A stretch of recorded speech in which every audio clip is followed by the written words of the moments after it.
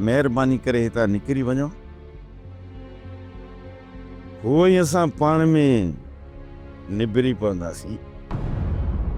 तव्हां निबरंदव हथियारनि जे ज़ोर ते ऐं नाहक रत वहंदे मां नथो ॾिसी सघां मुराद। हाणे त रत वहंदो न बाबा, ॿी का वाट ई नाहे बची।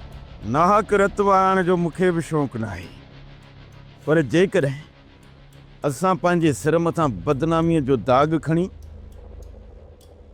ऐं रहज़न वारनि खे ॿुधाईंदासीं बि त छोकिरी घरां निकिरी वई आहे, त बि हू असांजी ॻाल्हि ते एतबार कोन कंदा। न मुराद न, इहा ॻाल्हि उन्हनि सां करणी ई न आहे। असां त हिन मसइले खे हल करण था चाहियूं। हाणे जीअं तव्हां चओ तीअं ई मसइलो हल कयूं, छो त नाक रत वाइण मां बि नथो चाहियां। हिकु चकर रुगो इहो हजूम तां हटिजी वञे न, त पोइ मां इन राज़न ऐं ककर वारनि खे संभाले वठंदुसि। ही पोइते हटण लाइ तयारु ई न आहिनि, त पोइ ही हुजूम कीअं हटंदो?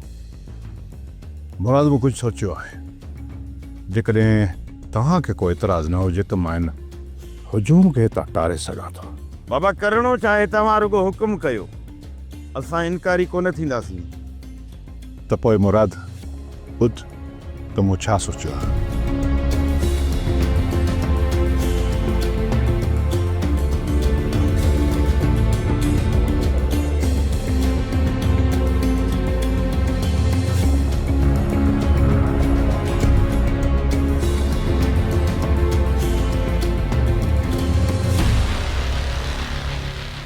वाह साईं वाह, अरे थुका तव्हांजे बूथ ते। तव्हांखे त का गैरत जी ज़री बि न आहे, या त तव्हां में हिमत न आहे दुश्मन खे परे खां ॾंड ॾेखारे मटी था अचो। चाचा चाचा ब वॾा पाण में ॻाल्हाइनि पिया। जॾहिं उहे निबिरी पवंदा न, पोइ जेको हुकुम मिलंदो उहो ई कंदासीं। मां त ॾिसां थो इन वॾनि खे त छा था चवनि। अता रोक चाचा खे रोक। बीह चाचा बीह, जहिड़ो हितां शुरू थींदो पोइ तूं हेॾे काॾे पियो वञी। जेकॾहिं जहिड़ो हिते आहे त मलूक बि हिते हूंदो। इश्त दुश्मननि जा मथा कीअं थो कचा कयां। तव्हां खटियो, मुराद हाराए। मां इहा ॻाल्हि कॾहिं बि कोन कंदुसि, छो त मुराद बेगुनाह माण्हुनि जो रत वाइण न ॾिनो। तव्हां तयारी करे छॾियो, मां छोकिरी खे पंहिंजी गाॾी में वठी अचां थो, तव्हां बि हलो। मंसूर खान, छोकिरी असांजे हवाले हिते कयो। हाणे ॿार न थियो राज़न, ऐं ना ई मुड़ुस मां रहण जी कोशिशि कयो। मां पहिरियां ई छोकिरी खे पंहिंजी गाॾी में वठी हिते ईंदुसि, ऐं पोइ छोकिरी खे तव्हांजे ॻोठ में तव्हांजे हवाले कंदुसि। मंसूर खान, छोकिरीअ खे कुंवार जे जोड़े में वठी अचिजांइ, छो त असां पंहिंजी भेण खे बि कुंवार जे जोड़े में मोकिलियो होसीं। सर मीर शाहनवाज़ खान ऐं मंसूर खान में जेको मसइलो हले पियो, मूंखे शक आहे त उते को वॾो नुक़सान न थिए। उतां जी कहिड़ी ख़बर आहे? ॿई धुरियूं हिक ॿिए जे साम्हूं हथियार बंदि थी बीठियूं आहिनि। असांजे हलण जो को बि फ़ाइदो न थींदो। खणी मां मीर शाहनवाज़ खान खे पंहिंजी ज़िद तां लाहे बि वेंदुसि, पर मंसूर खान हिकु क़दम बि पोइते न हटंदो। उन्हनि खे तव्हां आज़ादु छॾे ॾियो, जेको नुक़सान करण वारो अथनि करे वठनि। सर मंसूर खान जो माण्हू ज़फ़र हार नथो मञे, उनजो छा करिणो आहे? जेकॾहिं तव्हां हुकुम ॾियो त उन मां हथु कढी छॾिजे। मंसूर खान जी पार्टी खे टोड़णो आहे। जेकॾहिं असां हार मञी ऐं ज़फ़र मां हथु कढी छॾिया त उन जे ॿियनि साथियुनि में वॾी हिमत पैदा थी वेंदी।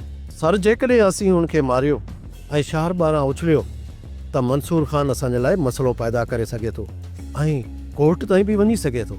पहिरियों हुन हमराह खे रूपोस ॼाणायो, पोइ सोशल मीडिया ते कुझु अहिड़ियूं ख़बरूं छॾियो त जीअं हर माण्हू खे इहा ख़बर पइजी वञे त फोरू आहे। उनखां पोइ उनखे मारे उनजो लाश इस्पताल में उछलाए छॾिजो, को बि उनजो वारिस बि वेझो न ईंदो। हाणे तव्हां इहो ॼाणे विया हूंदव त उनजो बिलो कीअं करिणो आहे। ओके सर, असां मथां को बि इल्ज़ाम न ईंदो ऐं हिन जो कमु तमामु जल्द थी वेंदो।